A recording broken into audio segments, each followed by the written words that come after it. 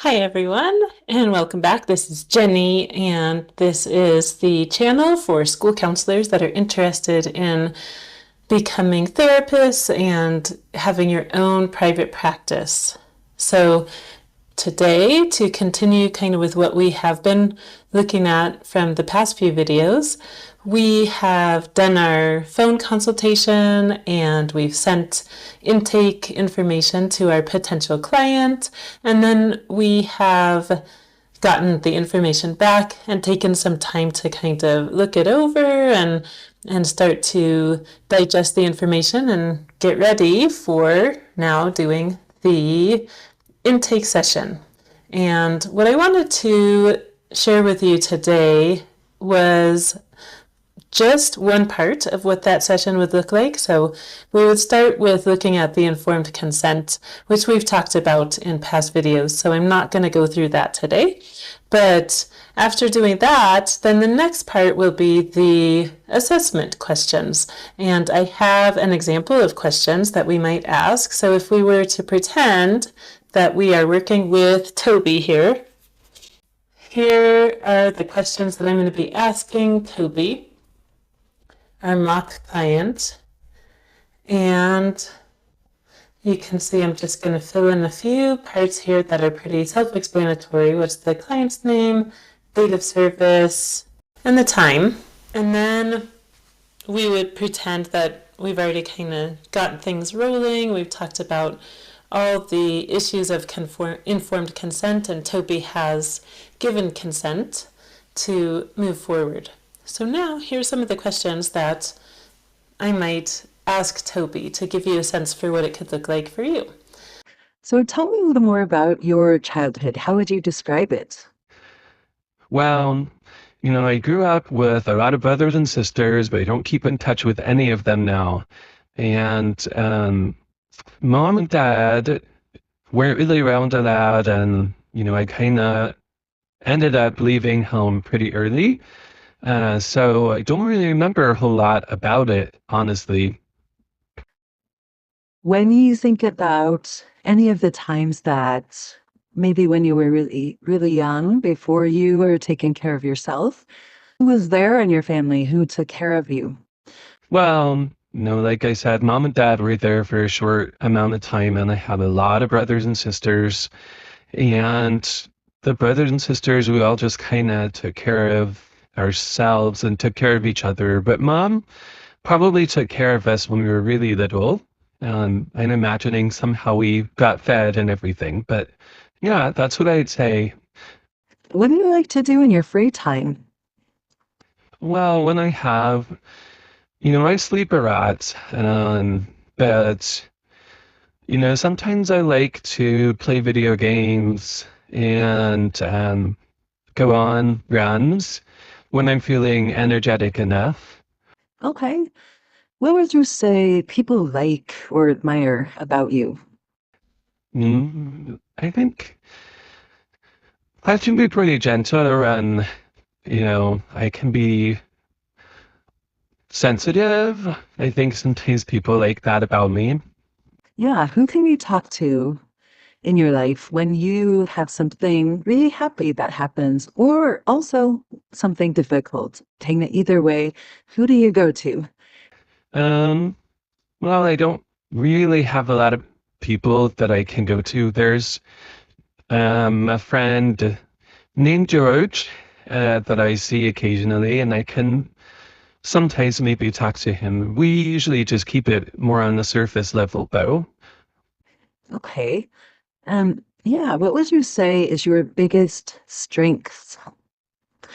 Um, well, I think that I'm pretty intelligent. I say that that's a real strength of mine. How do you identify yourself socially and culturally?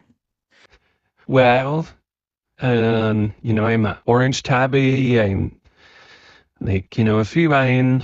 So there's jokes that people make about how, orange tabbies share one brain cell among all of us, which, I don't necessarily appreciate it. I think I'm much more intelligent than that, but But I think we're also known for being friendly, and that's something that I definitely think is true. I can be shy at first, but I definitely am really loving. Um, so that's what I'd say. Yeah, what aspects of your culture are most important to you? Well, probably, just that I think physical affection, being loving and caring, and just the people that that I am connected with, even though right now it doesn't feel as connected as I want it to be, but that's important to me. Sure, absolutely. Are there any aspects of your culture that you dislike or hide? Well, I think what I said before about, that people kind of make fun of us for being stupid. I don't like that, and I don't really think that's true. So, given the aspects of your identity and your culture, what does it mean to you to be working with a mental health provider at this time? I guess I would say I'd never done it before. It's not something that a lot of other, folks from my culture really tend to do. It's kind of foreign, and I'm not really sure what to make of it. I don't really know how this is gonna go, but I want to do something, so I'm willing to give it a shot. Yeah, and I really want to acknowledge that's it takes a lot of courage to come to counseling for the first time, and especially when it's not really something that you or folks that you identify with necessarily know a lot about or have a lot of exposure to. So I'll definitely want to take some time along the way to just check in with you and see how it's going. So this is a collaborative process and you get to be involved in it. Well, that sounds good. Moving on to some kind of questions that are more on the safety side of things. When was the most recent time that you experienced suicidal ideation? Well, I've never actually thought about suicide before. It's sometimes I get really low with my mood, but never to that point. Okay. And then as far as homicidal ideation, when have you ever thought about that? What's the most recent time? Never. Okay. And then when and how have you self-injured? I've never done that. Not on purpose. Okay. Do you have any concerns for yourself around domestic violence? No, I think my partner Annie would say that she maybe feels like I am doing some things to her. Um, and I am just trying to get close to her. I don't see it the same way, but she is feeling really harassed by my efforts to reach out. So maybe in that way, yes. But as far as anybody doing anything to me, no. Okay. Well, thank you for that. I appreciate it. And have you ever been hospitalized for any psychiatric reasons?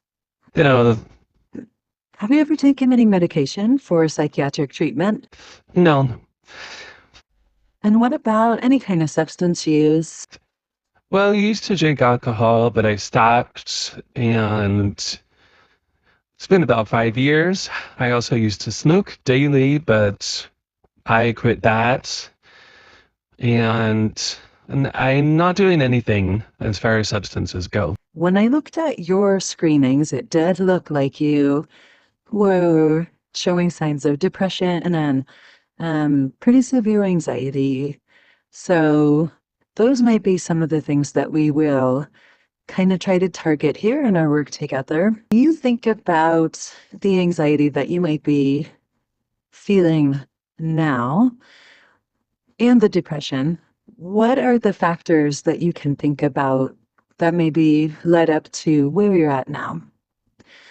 Well, I think I've always been really anxious, and I thought that my partner Annie and I were gonna be more connected than we have been, and I think after trying many times to connect and having it not work over and over, I've just in the last 6 months or so, just really kind of noticed I'm getting more discouraged. And I think that's when the depression has started to kind of kick in. And how's your sleep been lately? I don't really sleep very well at all, but I try. But I just wake up super easily and just a very light sleeper. So I guess on the one hand, I'm kind of sleeping all the time, but also kind of not really ever feeling like I'm getting enough sleep. Okay, and when did that start happening? So that's kind of been on my life. Okay, how often do you have trouble with that? It's constant. There's pretty much never a though when that's not going on. How much does that maybe bother you?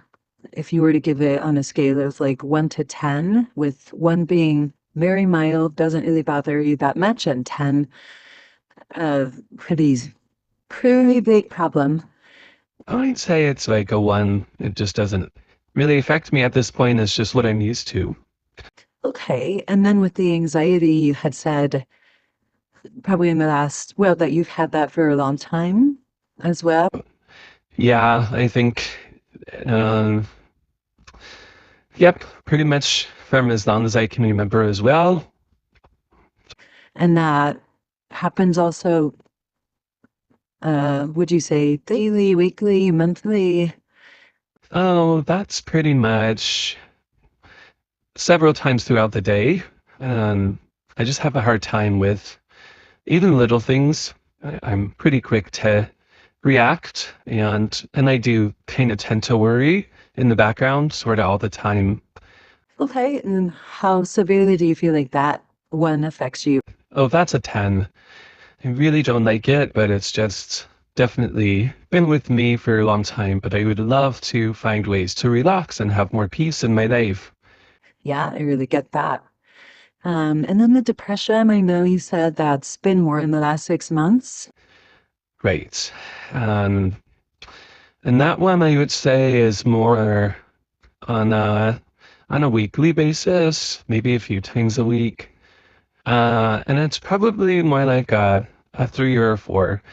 I don't love it, but I would say the anxiety actually is what's really causing concern for me. And Okay. And so I know we kind of talked about sleep, and I'm thinking that kind of maybe goes with the anxiety, but maybe also another big thing that you were talking about was just not getting along with Annie and having a hard time with that. When do you feel like that started? oh, that was probably 6 months ago as well. For a while, I really tried to give her space, but I've been just feeling the need more and more to connect. And yeah, just everything I try, it doesn't work. So yeah, in the last 6 months, I'd say that's been going on. And that's another one that I would say is like a 10 out of 10 as far as how much it bothers me. Yeah, I know it sounds like that's really important to you. So we're going to look here at some things that maybe we can do together to help with all of these things that are causing you distress. And I just have some more questions for you about all of that to help kind of fine tune a treatment plan for you. What makes your symptoms better or worse? Um, when maybe do you not experience them? And what's the impact on your life?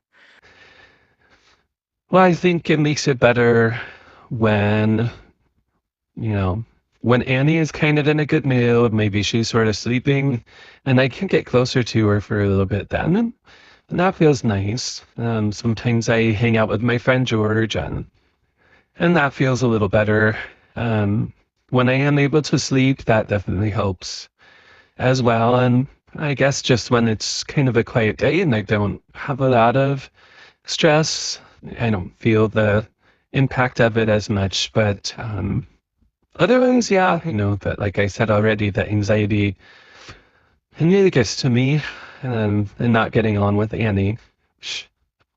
Okay, and for Medicaid clients, one of the questions that they ask us to ask is about advanced directives. And so this would be something that you might have talked with your primary care physician about, as far as kind of having something in writing that says, here's what I would like for medical personnel to do if I have certain health conditions happening. Do you have anything like that on file? No, I haven't really thought about that. Okay, well, if it's okay with you, I'll send you some resources about it. It might be something that you want to talk to your doctor about, or if you have questions, I'll give you some resources to help you kind of know where to go. Sure, that sounds fine. Okay, well, based on kind of everything that we've talked about so far, I wanted to let you know that for insurance purposes, I do need to give you a diagnosis, and the diagnosis that I am considering right now is generalized anxiety disorder and also major depressive disorder, which is currently happening at a moderate level. And then also just the part about, that you are having a hard time with your relationship with Annie. So those were kind of the factors that were going into your diagnosis. Do you have any thoughts or questions about that? No, no, that doesn't really surprise me. Okay. Well, I think the next thing that we're going to want to do is look at your treatment plan. So we'll talk about that here now. Okay, that sounds good. So that's basically what that part of the interview would look like when you're initially meeting with someone. After that, we would talk about the treatment plan, which I will go over with you in the next video. And until then, please remember that you have options and opportunities. Until next time, be well.